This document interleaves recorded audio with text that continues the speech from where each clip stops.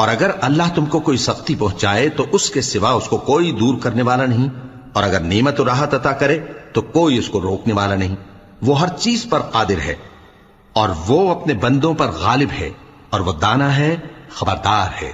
ان سے پوچھو کہ سب سے بڑھ کر قرین انصاف کس کی شہادت ہے؟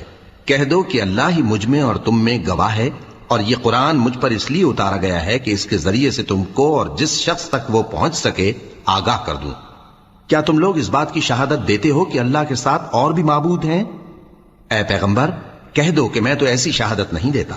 کہہ دو کہ صرف وہی ایک معبود ہے، اور جن کو تم لوگ شریک بناتے ہو میں ان سے بیزار ہوں۔ جن لوگوں کو ہم نے کتاب دی ہے وہ ان کو یعنی ہمارے پیغمبر کو اس طرح پہچانتے ہیں جس طرح اپنے بیٹوں کو پہچانا کرتے ہیں۔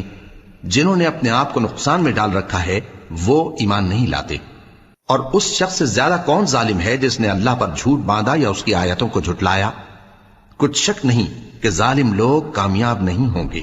اور جس دن ہم سب لوگوں کو جمع کریں گے پھر مشرکوں سے پوچھیں گے کہ آج وہ تمہارے شریک کہاں ہیں جن کا تمہیں دعویٰ تھا، تو ان سے کچھ عذر نہ بن پڑے گا اور بجز اس کے کچھ چارہ نہ ہوگا کہ کہیں اللہ کی قسم جو ہمارا پروردگار ہے ہم شریک نہیں بناتے تھے۔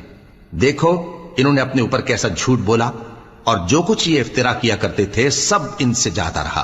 اور ان میں بعض ایسے ہیں کہ تمہاری باتوں کی طرف کان دھرتے ہیں، اور ہم نے ان کے دلوں پر تو پردے ڈال دیے ہیں کہ ان کو سمجھ نہ سکیں، اور کانوں میں بوجھ ڈال دیا ہے کہ سن نہ سکیں، اور اگر یہ تمام نشانیاں بھی دیکھ لیں تب بھی ان پر ایمان نہ لائیں۔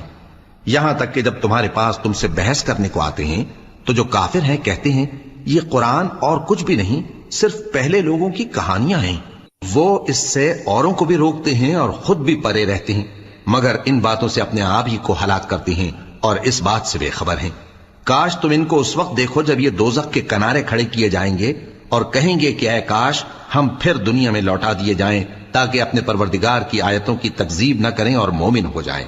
ہاں یہ جو کچھ پہلے چھپایا کرتے تھے آج ان پر ظاہر ہو گیا ہے، اور اگر یہ دنیا میں لوٹائے بھی جائیں تو جن کاموں سے ان کو منع کیا گیا تھا وہی پھر کرنے لگے۔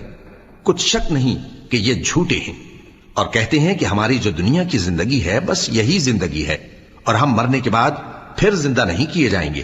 اور کاش تم ان کو اس وقت دیکھو جب یہ اپنے پروردگار کے سامنے کھڑے کیے جائیں گے، وہ فرمائے گا کیا یہ دوبارہ زندہ ہونا برحق نہیں؟ تو کہیں گے کیوں نہیں، ہمارے پروردگار کی قسم بالکل برحق ہے۔ اللہ فرمائے گا اب کفر کے بدلے جو دنیا میں کرتے تھے عذاب کے مزے چکھو۔